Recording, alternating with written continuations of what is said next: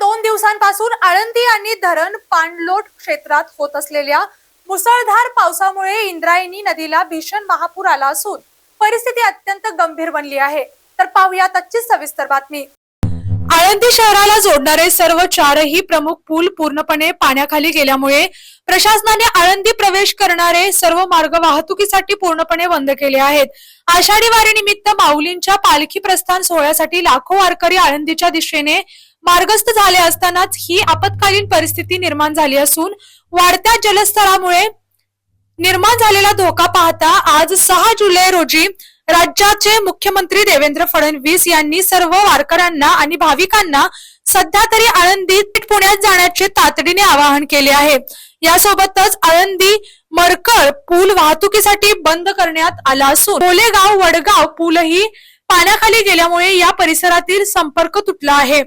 तसेच लोणावळा खंडाळा घाट परिसरात झालेल्या भूस्खलनामुळे मुंबई पुणे एक्सप्रेस वे आणि जुना मुंबई पुणे हायवे देखील दोन्ही बाजूंनी वाहतुकीसाठी पूर्णपणे बंद करण्यात आला आहे।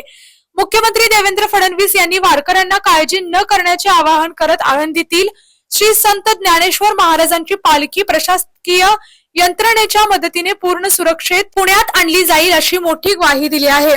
सध्या नदी पात्र आणि इंद्रायणी घाट सुरक्षिततेसाठी भाविकांसाठी पूर्णपणे बंद करण्यात आला असून विविध मठांमध्ये व सखल भागात अडकलेल्या 400हून अधिक भाविकांना आपत्कालीन व्यवस्थापन आणि अग्निशमन दलाकडून बोटीच्या सहाय्याने सुखरूप बाहेर काढण्यात आले आहे। प्रशासनाने वारकऱ्यांना आणि नागरिकांना रस्त्यावरील पाण्याचा अंदाज घेऊन बंद रस्ते व पुलावरून जाणे टाळण्याच्या आणि कोणत्याही अफवांवर विश्वास न ठेवता अधिकृत सरकारी माध्यमांद्वारे मिळणाऱ्या सूचनांचे तंतोतंत पालन करण्याचे आवाहन केले आहे। अशाच जिल्ह्यातील, राज्यातील व राष्ट्रीय स्तरावरील ताज्या बातम्या पाहण्यासाठी पाहत रहा SP9 मराठी न्यूज चॅनेल।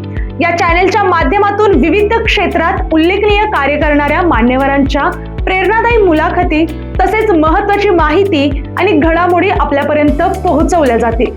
अशा नवीन बातम्या आणि माहिती मिळवण्यासाठी चॅनलला लाईक करा, शेअर करा आणि हो, सबस्क्राइब करायला विसरू नका।